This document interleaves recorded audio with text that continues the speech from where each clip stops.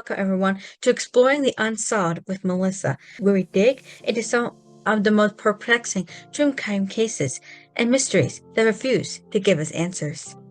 In today's episode, we're going to look at a case that's haunted Virginia for over a decade. Two young, promising Virginia Tech students, Heidi Childs and David Metzler, were tragically murdered and remains a cold case to this day.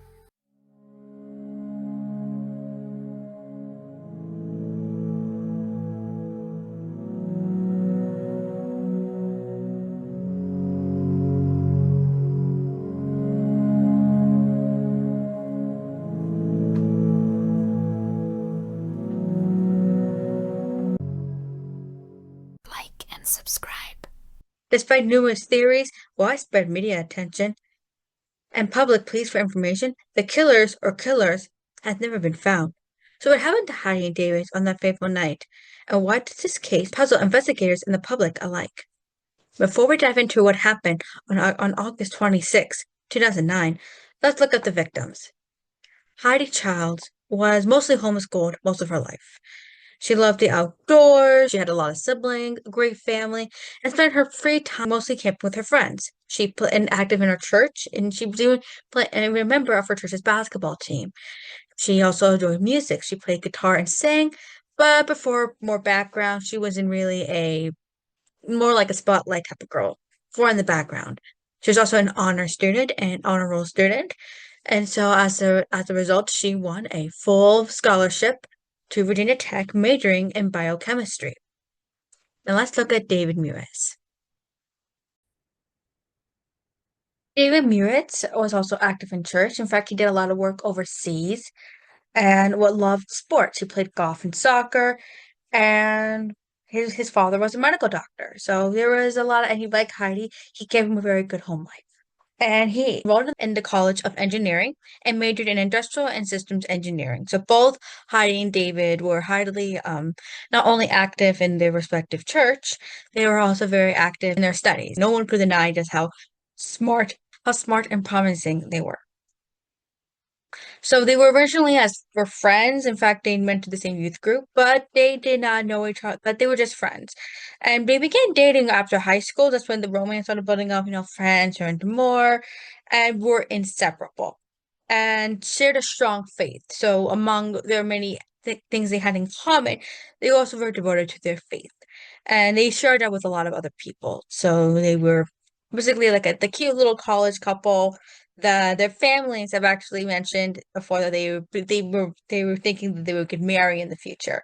So they, in their eyes, the family, maybe even to them, and they were in for the long haul. And they shared a love of the outdoors, and by all accounts, were happy. They were a young couple majoring in their respective field, during the college life, had a very good college, and they're looking forward to the future, which made the events of what happened on August 26, 2009, more like very tragic. Thinking what could have been with their lives if they would have done if what didn't have occurred on that fateful day. So let's look at 2 days prior. 2 days before, they were about to start their sophomore year. So this is a year where you're after your freshman year, you're in college. Like I want your sophomore year is when you really get more. You're more down into your studies. And Heidi had actually called her parent with news that she was going to change her major to enroll in the pre-med program, and was really excited because she was enrolled in this major, called her parents, and she had scheduled a meeting with her advisor to confirm these changes. You have to tell your advisor you're going to change your major, enroll in this program, and then you make the next steps to confirm your change. And David decided to take Heidi on a date on August 26th to celebrate inconvenience. We don't know why David decided to take Heidi on his date. This could have been a spontaneous date night, maybe to celebrate Heidi changing her major or the upcoming sophomore year with their plans all in place. We don't know, but they were looking forward to this night. They were told to dress comfortably, and she told Heidi to bring her guitar. But due to their classes, most likely, and maybe other things they had going on, meetings, whatever, they planned to leave. They did leave late that afternoon, and were planning to come back later that night. They were not going to stay there the whole day for 2 days. They're just going to go there, spend a few hours, talk, listen to play the guitar, whatever, and then then come back. Unfortunately, that's not what happened. And they did leave in David's 1992 Toyota Camry, and they left at 8:30, and then planned to come back later that night, most likely around maybe 11 o'clock, no later than 10. They were not coming back. They're not going to come back late. And unfortunately, that did not happen. It was a quiet evening on August 26, 2009. The two students began their journey in college life and were on their way what should have been a peaceful night moment at Caldwell Fields, a popular start for Virginia Tech students. And this was a spot known to students and locals alike, nestled on the edge of the Jefferson National Forest. It was secluded, a perfect spot for a late night escape from campus life. By morning, Heidi Childs and Dave Mutis will be found dead. Approximately early that morning, a man walking his dog. Their bodies were found either at midnight by a local driver, but reports also state that a man walking his dog found the body. So it's unknown who found them, but most reports indicated it was the man walking his dog. But they were discovered the bodies of Heidi and David in a parking lot near the edge of the woods. Both have been shot at close range, execution style. No sign of a struggle in their vehicle, parked nearby, provide no answers. As if though the killer had planned this, struck quickly and then ran without a trace. At the house they were found, David was found in the driver's seat, and Heidi was found in a position what looked like she was attempting to run away before she was ultimately shot. And so that told them to investigators that David was shot most likely first, and then Heidi, and tried to get away, was then shot second.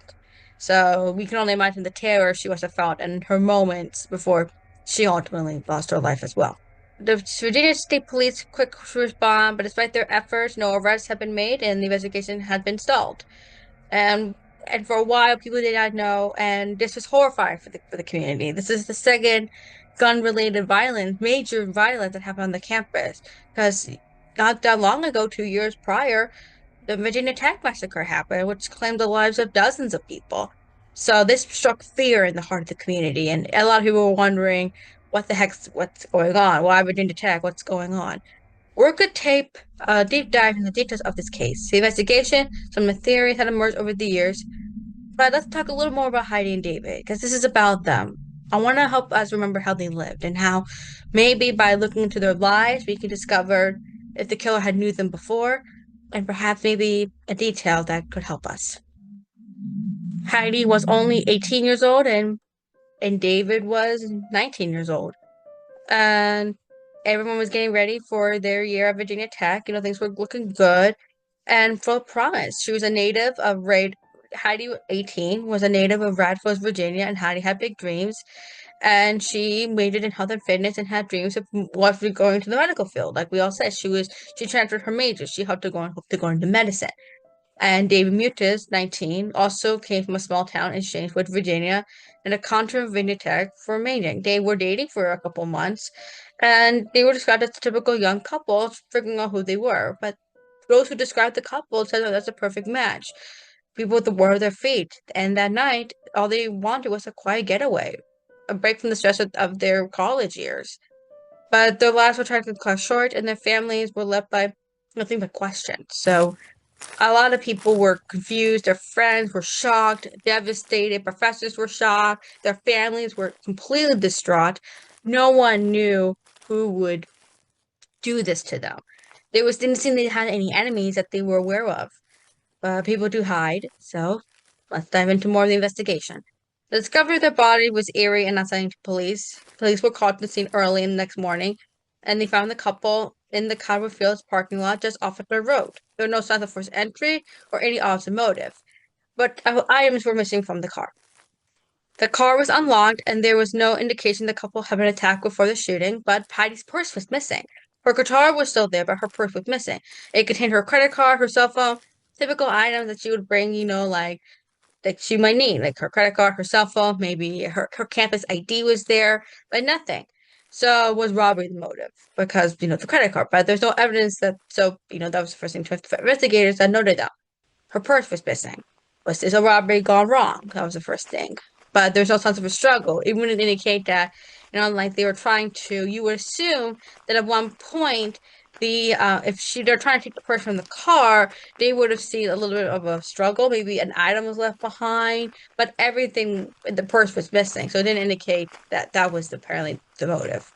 Authorities quickly realized there was no random crime scene. Someone had touched this location and included area from the Western Virginia Tech campus. Deliberate or planned, but despite numerous investigators work in this case, there was no clear suspect had emerged. They had no enemies, no problems going around, nothing they were involved in anything illegally. The only thing that struck them was the fact that this is the second major gun thing to happen on the campus. Some people wondered, is this somehow connected to the massacre in some way? We'll get into that more into the theories. But investigators were stumped. They had evidence. The car was there, only the purse was missing. And there was no evidence of a struggle, no sign of a sexual assault on either of the victims. So it made them wonder, what was the motive here? Was this a sick thrill? We don't know. So what could have led to this brutal double homicide? Over the years, several theories have surfaced.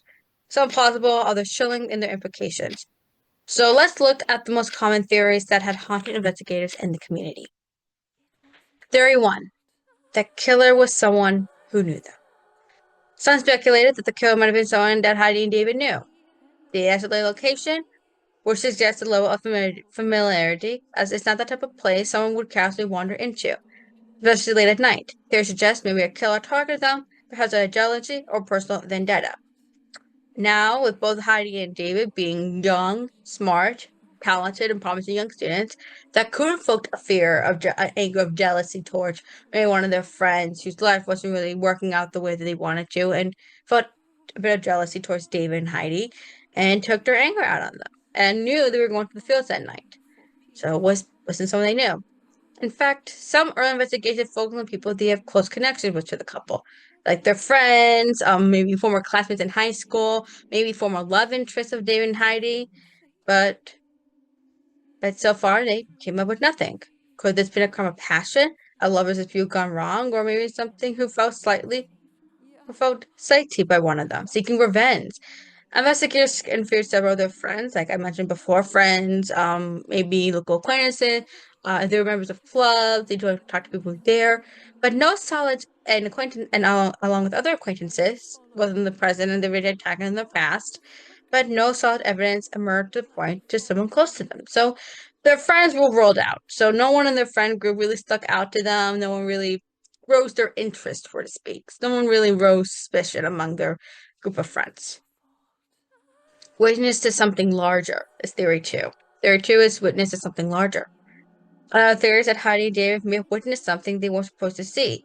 The idea is that they stumbled upon a crime, would be a drug deal gone wrong, or another illegal activity, and were silenced to ensure they didn't talk.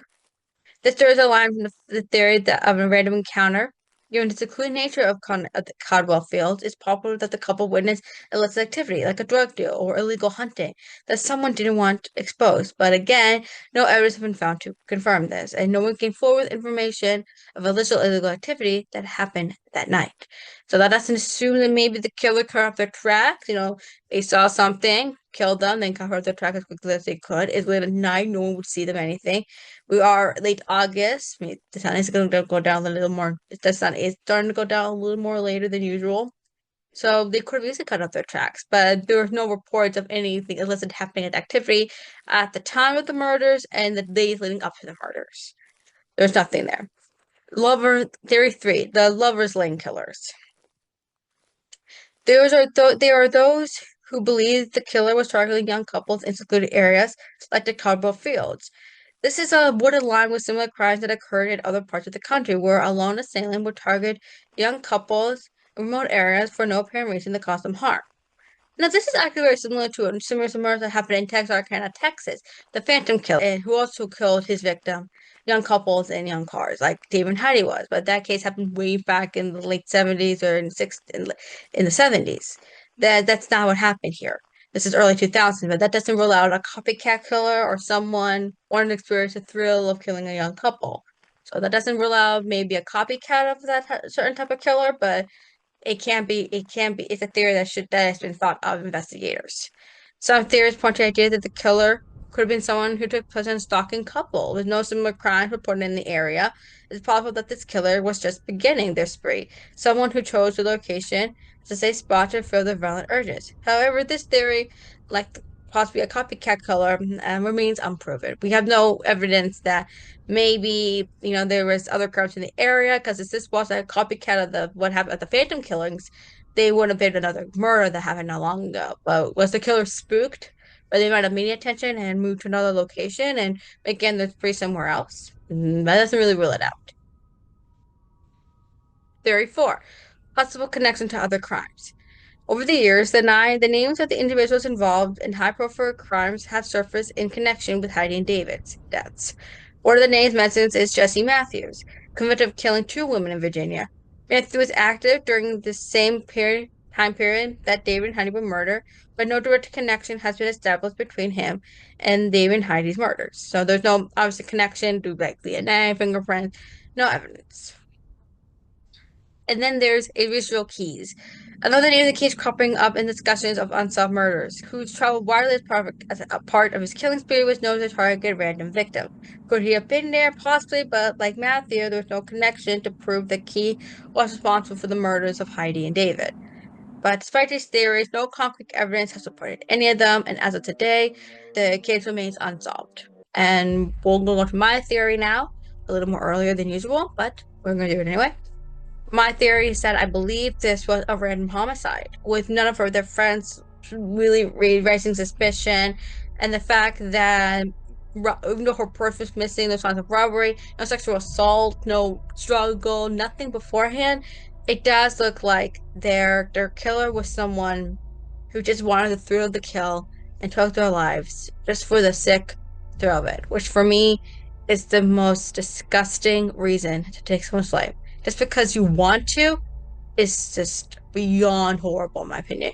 You shouldn't be on this earth if you commit a murder just for that.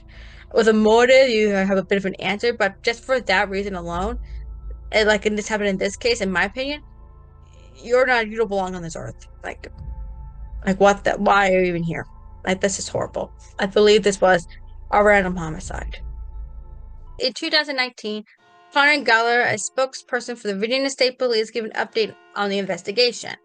They stated that they were still planning to pursue leads and offering a $100,000 reward for information linked to an arrest, and been active in seeking new tips and evidence. Heidi and David's deaths shocked their family. They both held this press conference and spoke how this grief has consumed their lives, how they're empty how they're still haunted by the fact that they don't have an answer. Their funeral was held a few days later, and they were held together. Both David and Heidi's funerals were held together. More than 1,000 friends, family, and students, people connected to Virginia Tech to the university, all attended. And their families knew that one day they would marry, they would have a future together. So in honor of that hope of their future, they were buried side by side, that they would be together forever. And so that they would never be apart again. They were together in life, and now they were together in death, and now they're together after death. Their families also spoke out in this press conference, and the words of their parents, especially their moms, just broke my heart. And I figured I thought you guys should hear this, just so you can see just how these deaths just rippled their family. Heidi's mother says she never got to finish college or fulfill her dreams of becoming a physician assistant. Her sisters, along with her father, were also there, and her sisters were consumed by their tears as their mother talked about their late sister. David's mother said, "We will never know what it's like to see our son take a bride and never gain a daughter-in-law." David's mother said this alongside his father. These are the words of a married couple that had just lost their only son. Both Heidi and David's parents were consumed by their grief as they talked about what was taken from their lives and how they can never gain it back, and how they're still hoping for justice several years later. But could this case be closer to being solved? Police have stated that they have people of interest, besides the two suspects I have mentioned earlier, and they're using DNA evidence. This is the first time when they announced that they had DNA from the crime scene. And technology and scientific advancements, including criminal databases, have been used. And they're asking for the public's help, witnesses, new information, unknown facts. If a friend knew something back then but didn't have the courage to say it now, they say now is the time to speak up. They also mention what kind of gun was used to kill Heidi and David. They were killed with a 30 caliber rifle. And making this another tragic death, one theory has also emerged. Was this someone trying to honor the horror of the Virginia Tech massacre by taking away Heidi and David? But as we've seen that before, people want to honor their morbid hero, but do something more morbid. But no evidence that the other theories I've mentioned have pointed it. The police withheld this information at the gun for a while, and most likely to try to calm down the community's fear of another gun-related violence death in Virginia Tech. The massacre happened not long ago, but people were putting two and two together that they most likely were killed with a gun. But despite their best efforts, no evidence have been made and no evidence have come to light. As of today, the families of Heidi Childs and David Beatrice are still waiting for answers. They're asking anyone with information to come forward to the police so this case could be solved. It's not going to be that long. We're entering 20 years, and the families are still hoping for answers and just want justice. As someone who got to finish college and is now pursuing her dreams, my heart breaks for Heidi and David's family, who are never going to live to see that dream. In that press conference, they were just consumed by the grief of the quotes I just mentioned. It was just truly heartbreaking to see that through them, and how they are seeing their friends' children and their other siblings and their other kids given to live their dreams, but there's always that void, knowing that Heidi and David never got to live their dreams, and how, that future was robbed from them. So who killed Heidi and David? Was it someone they knew? A random act of murder, a random act of violence, a case of mistaken identity? We may never know for sure. But one thing is certain, someone knows the truth. If you have information that can solve this case, you are urged to come forward. You can submit anonymous tips to the Virginia State Police Crimes website or by calling 540-375-9589. Remember, you can remain anonymous for Heidi and for David and their families, and for the community still haunted by their deaths. The clock is ticking, but it's not too late for the truth to come out. If you know anything, please contact the police. If you're a person in college and you got to live your dreams and you know something, call them. This case can be solved. I truly believe this case can be solved. Even the smallest of tips can mean justice for the family. Thank you for joining us on this episode of Exploring the Unsolved with Melissa. Remember, subscribe for more stories and unsolved mysteries and forgotten victims. And as always, stay vigilant, stay informed, and stay safe.